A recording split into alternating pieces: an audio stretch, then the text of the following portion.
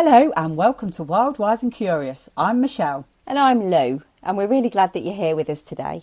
You can listen to Wild, Wise and Curious wherever you get your podcasts. And if you'd like to watch the conversation too, you can find us as a video podcast over on YouTube. Let's get into today's conversation. So, welcome to Wild, Wise and Curious, Rowena. Thank you for having me. Oh, it's nice to see you, Rowena. Thank you so much for joining us. No, welcome. I mean, I'm going to enjoy this, I know it. Oh, brilliant. Pressure! No pressure. So, the age-old question. How did you come to realise that you were on the journey towards perimenopause?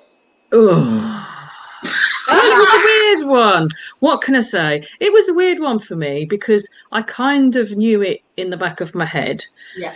Because my menstrual cycle was changing, and that went on for quite a few years. I'm 57 in a couple of weeks, so I was about, I'd say, from about 52, I suddenly realised that my due date suddenly wasn't my due date, and it swapped a couple of weeks. Didn't think anything of it because I have the coil, had the coil in, so I just assumed, oh well, that happens, blah blah blah. Went on along like that for a few years.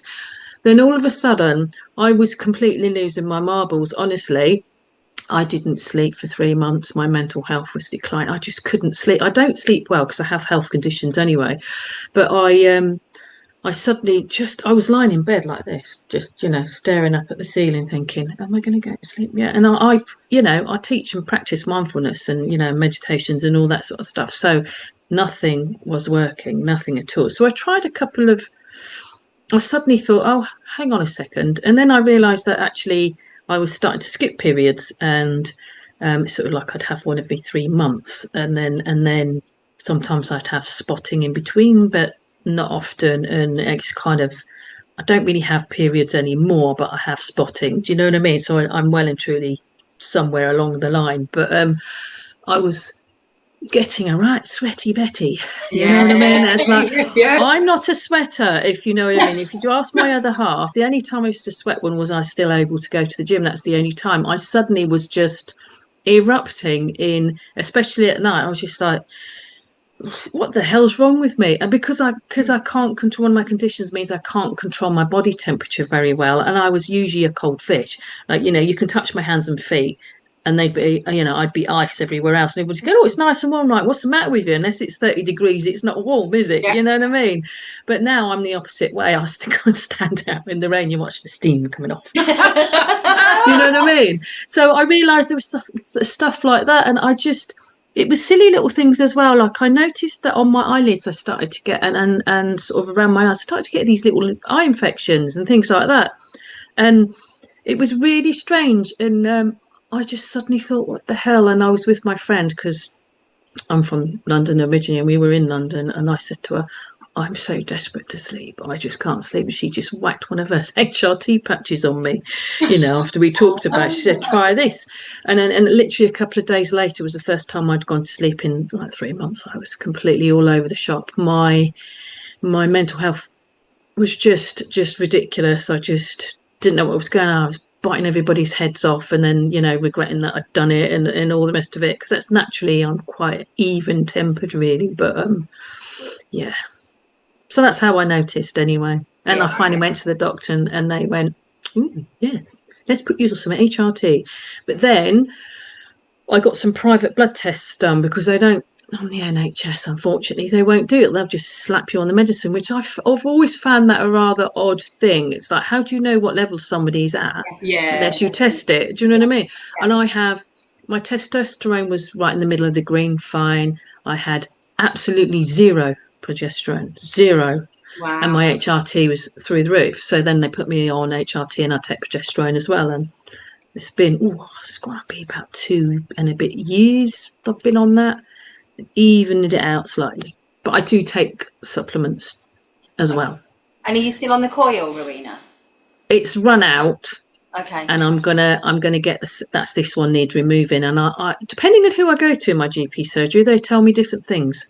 Wow. So Because that's something that we've heard, that a lot of people have gone onto the coil and then not even noticed that they've had any symptoms or anything, not even known if they've finished their periods, and it just goes to show I wish.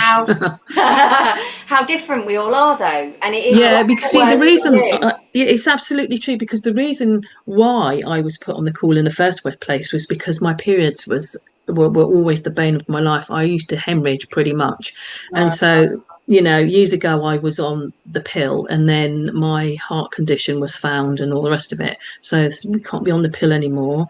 So I tried the coil, and it sort of kind of sorted me out for a few years, you know what I mean? But I did that, my periods with the coil didn't stop.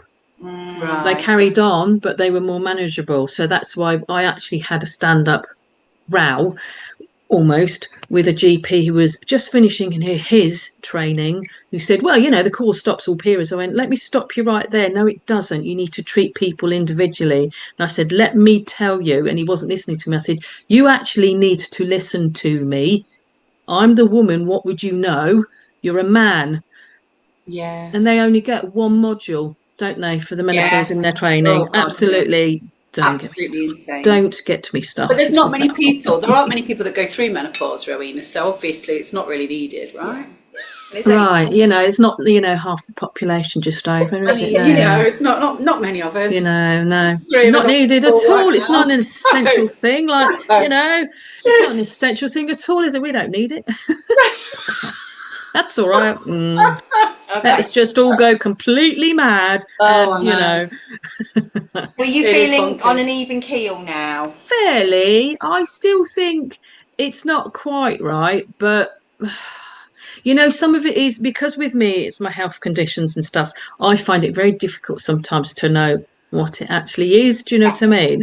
And so then I get told off because I haven't gone to the doctor quickly enough, and I'm like, well, it's either this, or this. Do you know what I mean? Then I go, oh yeah, I see what you mean. It's like, well, but it is tricky, isn't it, at this time in life when there are so many things that it could be. Oh yeah, it gets boring, doesn't it? I'm bored of it. It does. I'm just like, I reckon I'm around. I would say probably about 3/4 of the way through. I'm like, hurry up. I had some spotting yesterday, and I went to Gary. Oh, damn! I'm still perimenopausal. How long have you been then? I'm not through the other side yet. Come on, hurry up! I'm bored of it now. You know what I mean? Oh my god, definitely. How long had you been this time then before you started spotting yesterday? I usually I have for the last 6 months. About every 2 to 3 months, a bit of spotting. Sometimes I wouldn't even call it spotting, but no, yesterday was definite spotting. I was like, oh, boo. Oh, no. One again. Yeah, I was like, boo. I'm like, every time there's nothing's happening, I'm like, is it going to, is it going to carry on? Are I actually going to have that big celebration? I was like, I am free. No, not a chance. No, not this time. No. You can go ages, can't you? I mean, it was last year or the year before, I went about 8 months and then I had a period. Then last year I went 6 months. Wow. Had a period. Then I've not had one for about 3 months. And then about 2 weeks ago I came on and I was on for 7 days. And I was like, my periods are normally really light and 3 or 4. Oh, God. I know, it's so disappointing, isn't it? I'm kind of looking, when it all started, I mean, I kind of knew about menopause. Of course I did. Do you know what I mean? I do remember my mother having a hysterectomy years ago because she used to have to get up 4 or 5 times a night, change the bed. I mean, she was that bad with her night sweats and stuff. And that was years and years ago. She was in her, I don't know, mid-40s when she had a hysterectomy. But they treat things differently now, don't they? Do you know what I mean? It's not quite so, we can do more for it. But I just thought, I'm waiting for that day when I celebrate. I'll tell you, I'm just going to celebrate. Yeah. Your mood. That one day. Mood. I know. I'm waiting for that one day, and I'll be like, yes, celebrate it. Yeah. I know when I'm serious the next day. Can you imagine? I'd be so gutted. We ought to have some sort of celebration. Yeah, we did. What did we say? We said, oh yeah, people need to come up with some ideas of names for the menopause day. The menopause day. That's a celebration for all. Finish. Yeah, God, off the top of my head, I'm not very good off the top of my head, but there's got to be something. But then it would be like you wouldn't know until the next day because it would be like, has it been 12 months? It's been 12 months, and then what does happen? Then you come on the next day. I mean, then you're back to square one, right? Yeah. I know. It's gutting, isn't Yeah, it? it's the unknowing. It's the not knowing, isn't it? About Yeah, like you actually really can't plan anything, can't you? Particularly if you're having a bad time with it. You know what I mean? It's like I do get, terrible night sweats and things like that. So I have chia seeds and flax seeds in my diet. That does actually help to keep them sort of quite, I try and eat quite a whole food diet, I mean, I eat a bit of junk here and there, but like, pretty healthy most of the time. But, it's just the unknown, isn't it? You think, well, I still carry my little packet of sanitary products around with me. That's always in the back of my. I wear a rucksack. I don't wear a handbag or anything, but like a small rucksack. I'm always in there thinking, do I still really need these? It'll be the day I take them out, I'll suddenly have a proper period. I'll be like stuck outside, going, oh my god, what am I supposed to do now? So you mentioned your chia seeds and did you say flax seeds? Flax seeds. So how long have you been doing that for? Has that been something that's kind of come along in this journey, or have you always been quite good? I've always been into seeds and grains, man, because everybody that knows me knows I'm a raging old hippie. So, like, yeah, I've always been like, peace, love, and mum beans. Yes, peace, love, and mum beans. Yeah, no, I am a raging old hippie.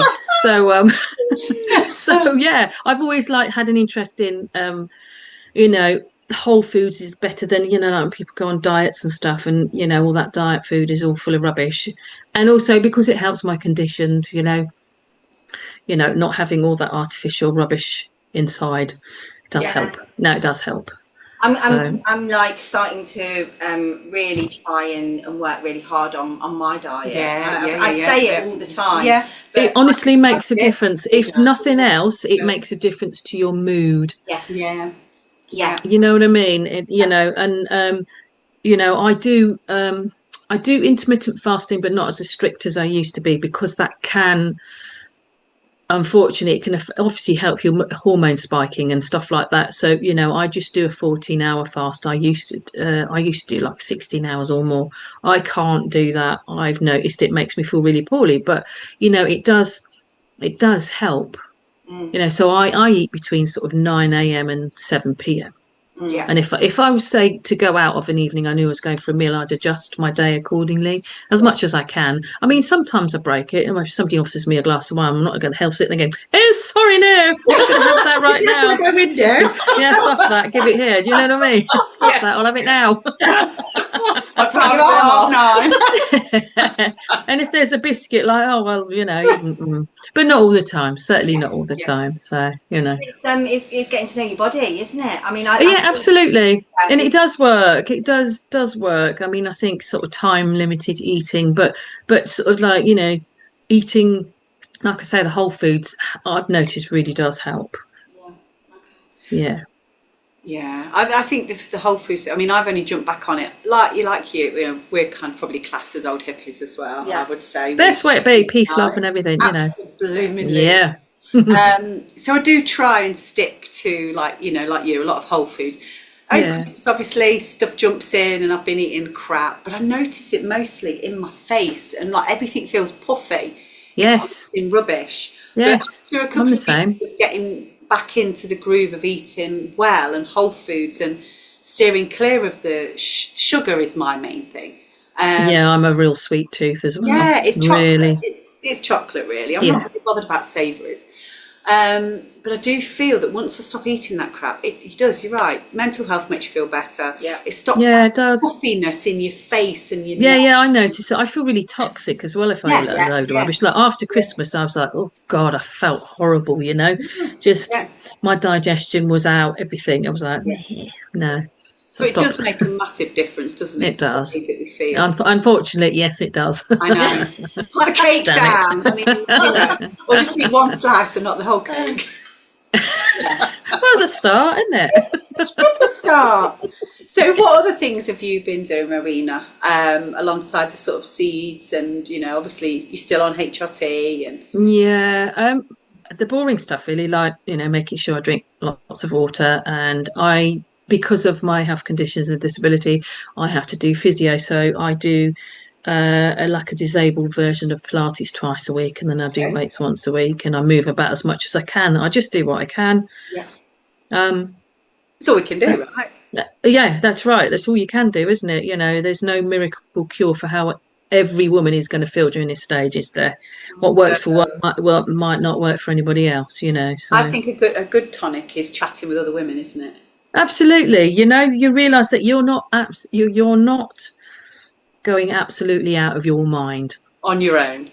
On your own, depending on who you talk to, yeah. But no, you're Yes, not. You're yeah, not yeah, going yeah. out of your No. going out of your mind, because it can be like silly things. Like for me, I'll tell you what, silly things like I'll go say I've got a doctor's appointment after this funeral today, and I'll sit there in a car and I'll go, right, get yourself in the car, come on, you can do it. And I'll be my anxiety will go through the roof, and I'll go, right, as soon as I get in the car, right, lock the car, sit there, and I put my music on. I'm like, some deep breathing, and I go.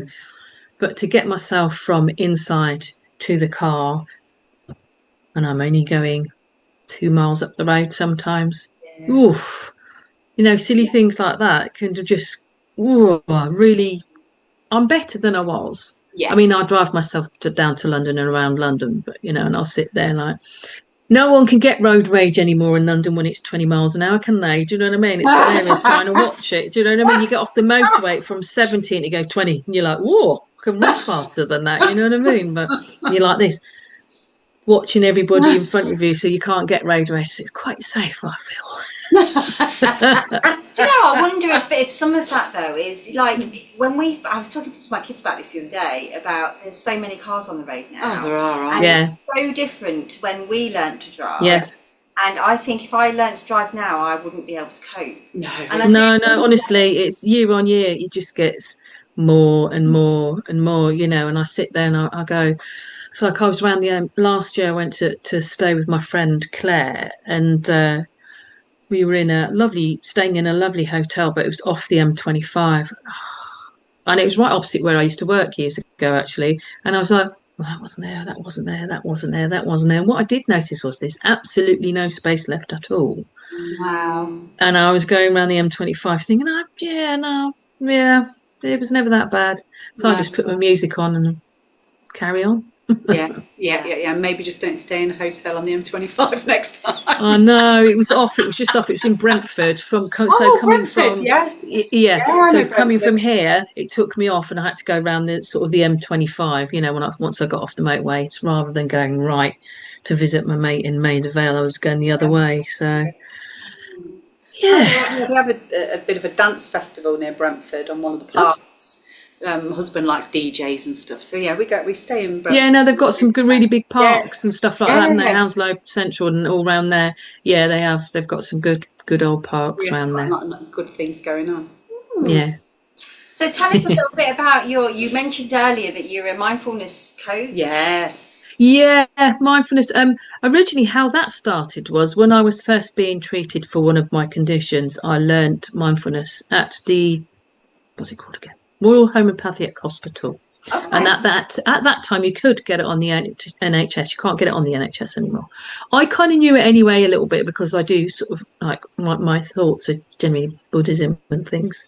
So it's kind of the meditation side I already knew about, but that's where my interest was spiked. And I sort of got, because I practice it daily. Do you know what I mean? It's I practice it for pain control and just daily life, really. And or if I'm having a particularly hard time with anything at all, I'll meditate on it.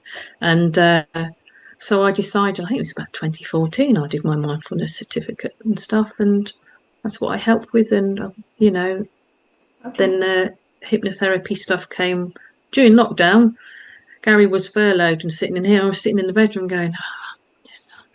I'd had this course sitting in my inbox for a long time. I thought, I'll do it now. Yeah. So that's what I did. And then the menopause coaching stuff is obviously developed from me going through it myself.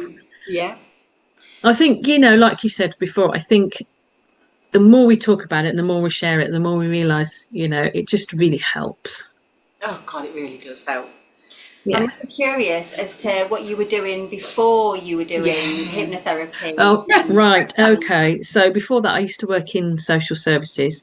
Okay. So I used to, my main trade, if you like, was working with adults with learning disabilities, autism and challenging behaviour. Okay. as a service manager. And then when I moved up here, there wasn't any jobs for me. So I just went to sort of generic, and then I was on social work duty desk for, good 2.5 years.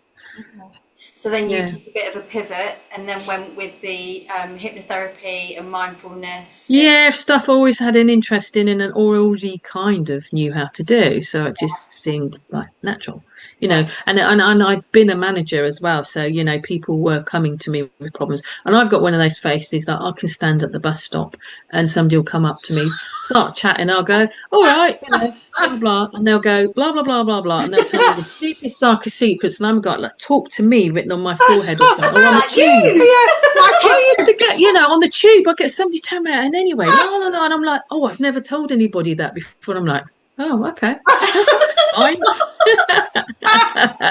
It's just like I must be this magnet because I get everybody coming to do it. I mean, obviously I've got a car now, so it doesn't happen. But I used to get my bus because I lived in Camden. My bus to work, when I did get the bus, was the number 31. And there were all sorts of people that were in the morning. I thought, I should do this for a living, like bus stop counselling or something. Do you know what I mean? I mean, what a great idea, though, to be. I know, but can you imagine in this shitty weather? Who wants that? No one. Come on, let's go on the bus. I don't care where you'll go. We'll talk about it on the way. Yeah, you have a little office on the bus. You could just do it from their journey from home. The back of the bus downstairs or something, yeah. Good. Where the smokers used to sit. Yeah, God. Yeah. My kids won't come shopping with me anymore because they're like, oh no, we can't go with you, Mum, because you just attract. Somebody will talk to you. Yeah. And I'm like, well, I can't just walk away, but you don't even know that person. Yeah, I know, but there's no. I know, but sometimes you kind of sense that somebody wants to tell you something or wants to talk to you, and like, if I sense that from someone, I'm not going to say. I'm not going to turn my back on them. No. Absolutely not. Do you know what I mean? I'm going to say, and I've been known to even to there's a local beauty spot up the road from here, and I've even been known, there was a guy, I think it was last summer. Yeah, it was last summer, sitting in his car, and he was just staring straight ahead, and I thought, oh.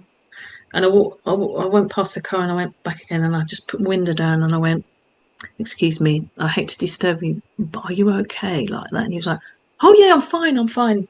My son's just gone for a walk down there. I was like, okay, good. It's all right. Do you know what I mean? Yeah. It was because he was sat there like this. Yeah. He wasn't moving, and I thought, he's either deep in concentration about something or he's deeply depressed. I need to check that. So I did.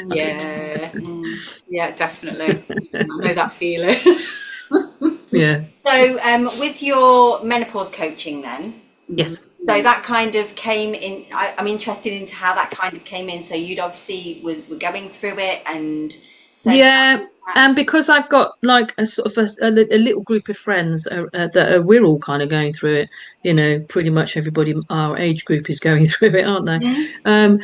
So I just thought I developed this course. It's called Hormonally Yours, and it's just a 4-week course, and all it concentrates on is the emotional side of it, and like identity of who we are and who we're not anymore, and explores that, and mindfulness tips about exploring your identity, but your emotional side, because your emotions are all over the place. You're either crying your eyes out or wanting to kill someone, and everywhere in between.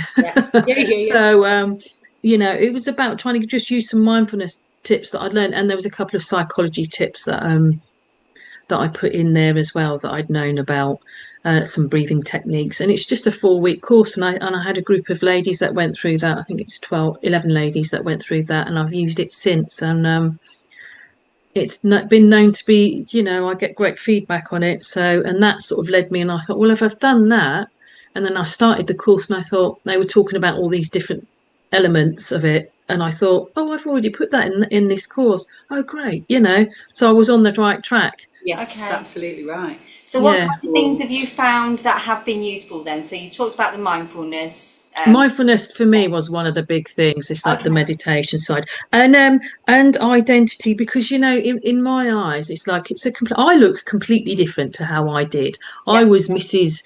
7.5 stone for years and years and years, and then I was about between 8 and 9, and then all of a sudden, Yeah. body changes. I've got hips and boobs that were never there before, and I was like, Me oh, hello. here. What's going on? Yeah. But for me, it's like, my shoulder blades used to be bigger than my boobs. You know what I mean? It'd be like, oh, God. But, I suddenly got curves and things like that. And whereas, yes, I have the minnow belly and all the rest of it, but I'm kind of okay with that. But there is this side of it that I think is quite important to acknowledge, which is I am no longer of childbearing age. I am no longer in my 20s. I don't look the same, And then you get that other side of who the hell am I now? But actually, I am a maturing woman, and this is a very interesting, and it's a privilege to be able to get to this age because some of us don't get here. That kind of thing. And then what I explored was, that's how I felt about how I feel about who I was then. And you have to kind of say goodbye to that. Yeah. Because it is like a grieving process, isn't it? You know what I mean? It's like, you suddenly become possibly invisible in society. That is the biggest thing for me was the mindfulness and the journaling. I journal a lot as well. I do that now too. Yeah. I think as well, with a lot of our identity may well come from our conditioning in society. We are conditioned to fade away with it. Yeah. We're not conditioned to wear red jumpers, red lipstick, have a laugh, go out and dance all night still if you want to. I can't do that anymore, but I used to. Do you know what I mean? I'll still go to the places, I just sit down. But you know what I mean? You're not transition, isn't it, from being a sexual object to being, when if you're in a shop for anything and somebody says, oh, mind that lady, she's using a walking stick and all my crutches depending on, mind that lady. I'm thinking, what lady? Oh shit, that ain't me. Because that's it, isn't it? You're supposed to fade into obscurity. You're supposed to have short hair or whatever at a certain age. You know what I mean? It's like you're not supposed to be bright and bouncy and and all those things. Society says you shouldn't. Oh, stuff that. Who says that? Not me. No, because look at all the wisdom and knowledge that we now That's right. have. It's crazy. I mean, don't get me wrong, I still kind of dip sometimes and go, oh my God, I can't do those jeans up. But then I think of all the positives and the fact that we are so much wiser. And like absolutely in societies, we would be like looked up to, wouldn't we? We'd be the people that other people would come to. In some cultures, they like older ladies are. They're treasured, but just not perhaps so much in the Western world. We're supposed to fade off. You're not supposed to dress like that. You're not supposed to get drunk or do any of those things that you might necessarily do when you're with a bunch of mates. Do you know what I mean? But there's no reason why not. Tell me why. Yeah. People. Yeah. Because, tell me why I should be bothered. Yeah, and that's the other thing I noticed about myself was I used to really care what people think, and yet whilst I still do in some respects, a lot of the time I just go, oh, no, and what? I think there comes a point at which, it certainly has done for me, where I think actually I don't know why I'm listening to your opinion. What has that got over my opinion? Because we always used to, especially certain people that were in your life, whether it was at work or family or friends, sometimes, I don't know about you guys, but you'd kind of listen to other people thinking that they were the authority. Yeah. Absolutely. Whereas like now, as you've exactly just said, I do go, oh, I don't even agree with what they're saying anymore. It really doesn't align with me and who I am and how I feel. No, and I'm less willing to put up with people's rubbish about stuff. In life in general, I'm just less willing, and because I know who I am, I've been around for nearly 57 years.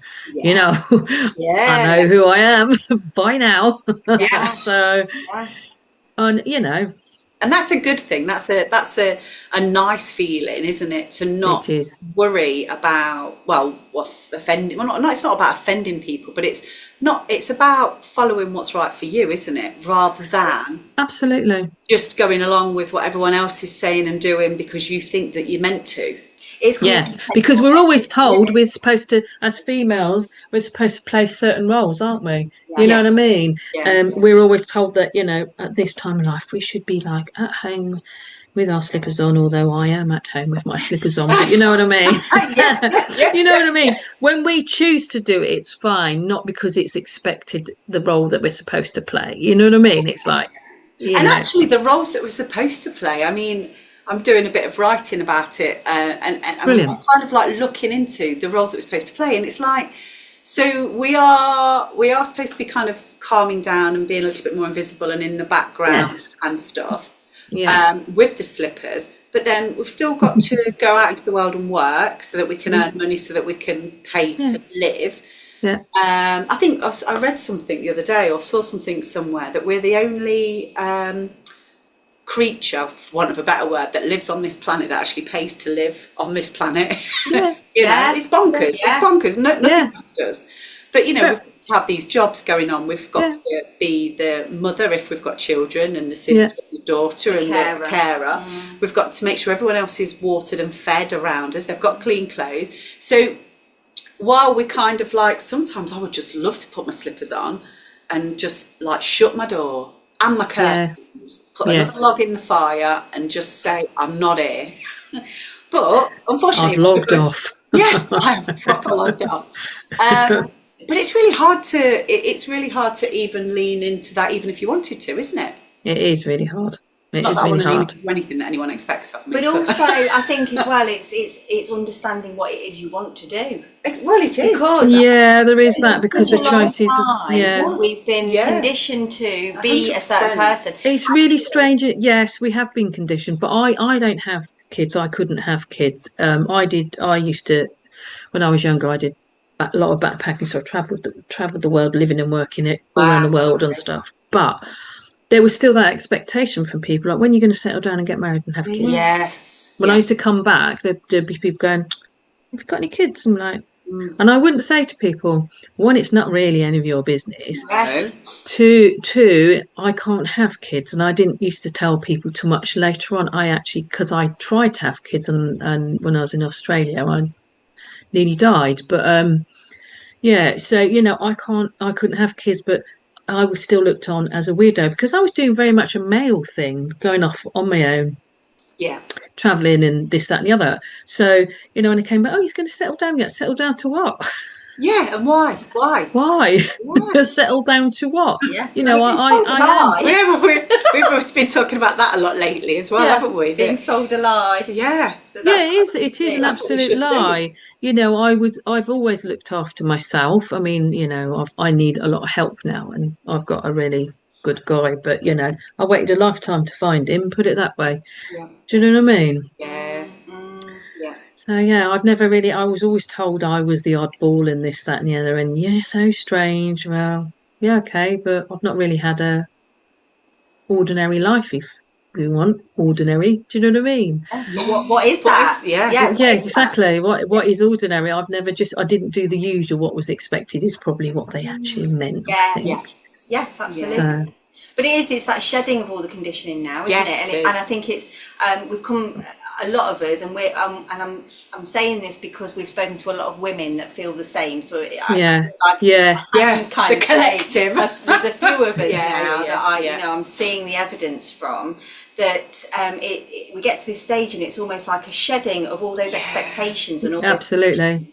And actually, what is it that I want to do? And it's like all of a sudden, and it can feel quite overwhelming. But it's there's an actual, and we felt it coming into our 50s. It's like, there's a world out there. What do we want to do? What can we do? And you've said it a lot, we could have another 50 years on the planet. Yeah, definitely. What do we want to do? No, why waste it? Why waste it? Absolutely. I still feel the same. I just have to do things differently now, but it doesn't really, I still carry on, and, I think we're also, because we're in this sort of same age group as well, for women coming up behind us, I think it's a lot easier. Yes. Because we were the ones that, generation, what are we? We're Gen X, aren't we? Yeah. So Gen X ladies, I know. Gen X, oh, rock romantics, yeah, Oh no, my Gen God, X yeah. We're not women, putting up with yeah, any of it. No. no, it's I would say what I was about to say, but I realise I'm going to be on air. It's rubbish, shall we say? Oh, it's fine. We can say what we want. But yeah, absolutely. I think we probably have come to kind of shake the mold a little bit, haven't we? Yeah. And also, why shouldn't we? Because, Yeah, like, right. Why shouldn't we? especially when you have, a difficult experience in midlife or perimenopause and all those sorts of things, Yeah. other women should know what potentially might be coming up for I them. feel that's so important, and I sometimes put hashtag on my channels about menopause isn't just for older women. Do you know what I mean? Because it isn't. I think we need. I honestly think menopause needs to be discussed in schools. Oh my goodness, it does. It really does. I I mean, really do, because like we talk about all about the reproductive system, and what's going to happen, and the birds and the bees and all the rest of it. So why not what happens when women get to a certain age? Because it can be such a smack in the head. I mean, it hit me like a sledgehammer same here. once. Yeah. It really did. I was like, oh, and it took me ages to work out that's what it was. Same here. It's like, duh, Yeah. oh yeah, my Yeah. menstrual cycle's all over the place. I don't really have one much anymore. Oh, hang on, do you know what I mean? Yeah, but hindsight's such a beautiful thing, isn't Yeah, it it? really To is, look isn't back it? and And go, and I oh, was you like, plonker, why didn't you spot yeah, any of yeah. those things? What a plonker! I didn't Yeah, realise, yeah, but definitely. But yeah, it is. I think they changed the syllabus, I think, a couple of years ago. I remember Yeah, reading that they were going to start to educate in schools a little bit around the menopause. But I think the Oh, more that's people we've good. then spoken to about it have said, I mean, don't quote me, but I'm sure I had a conversation with someone saying, yeah, it's very much down to the person that's teaching that wow, subject. So obviously, if you've got someone who might not be very comfortable with talking about menopause, yeah, they may not, they might, but they Or may they not. can't see the point, because I think a lot of it again is around fertility, isn't it? Yes, yeah, it's And always about fertility. yeah, Yeah, essentially, yeah, we yeah, are yeah, reproductive animals, yeah, and yeah. it's all around that, and that's what's a bit disappointing, really. I But just think it needs to be holistic, like everything. Like the yes, menopause sort of coaching I do is holistic, mind, body, and spirit, and mind, body, and soul, and all of that. Because I think it comes from physically. You've got to move about and all the rest of it. You've got to eat right, drink right. You've got to do those things. yeah, And whatever kind of path you're going down, some people can manage on the natural path. I couldn't. yeah, So that's why I went down the HRT. There's all of that. There's the emotional side of it. There's the identity side of it. There is that, what do I do now? What the hell? Who am I? There's all of those things, isn't it? And so why wouldn't that go into schools? It's like, why wouldn't they have a holistic approach? So you're talking about, you get to a certain age of puberty, yeah, or goes on through puberty, reproduction, la la la la la, and then it just stops. Why would that yeah. stop? I know. Do you know what I mean? It doesn't not happen. It's one of those No, things that cannot not happen to a woman, unless yeah, of course they don't make it to that age. But do you know what I mean? yeah, I think certainly, like, our kids' generations now, they know more about it than we ever did. bless at them. that age. Yeah, But like my youngest, as he was going through puberty, we used to make jokes about the fact that he's coming into puberty and I'm coming out of it, and it was just oh well, yeah, that way that we were able yeah, to talk about it. So I think there's a lot of us now that are having those conversations with our kids, and so they are a lot more aware, but not because of the systems that we're part of, because of that's what we're doing at home.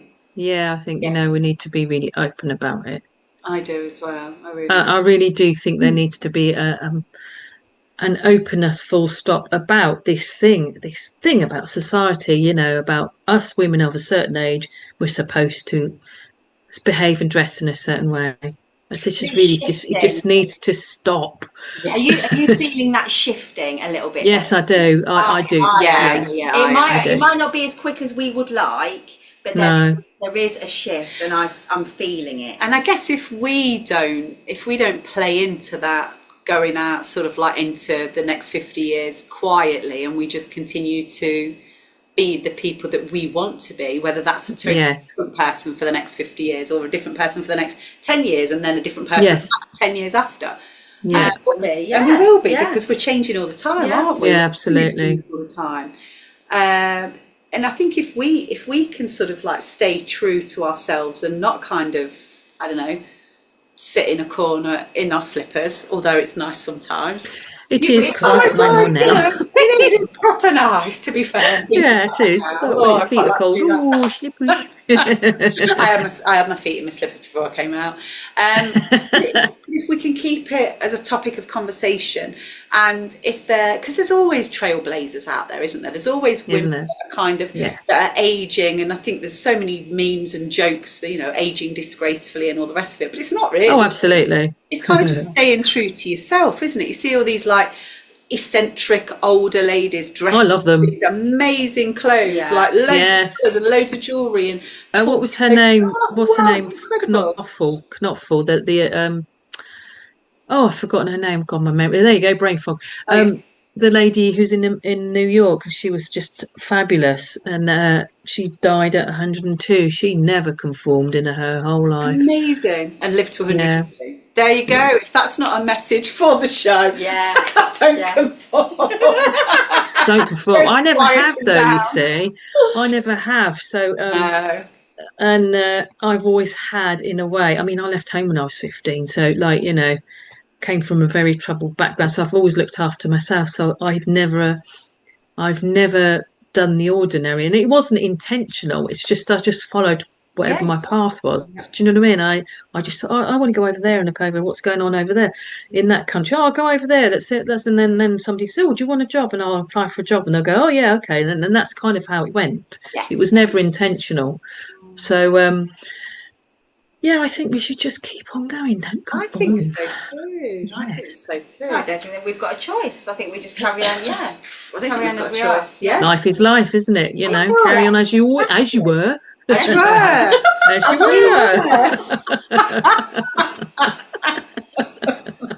Oh, Ah. fabulous. Well, I think that's probably a really good time to round it up. Yeah, then, absolutely is. Rowena. Absolutely. Yeah, it's gone really quickly, isn't Yeah, it? really. It has, hasn't it? Yeah. Wow, I can't believe Yeah. it. Yeah, really, really good to talk to you. Thank you ever so Yeah, much you for coming too. on. Yeah, we've loved having I've enjoyed it. Yeah. Good. I've enjoyed Good. it. Yeah, so have we. See you again soon. Yes, hopefully. take care and speak soon. Yes. All right, take care. Thank you. Bye.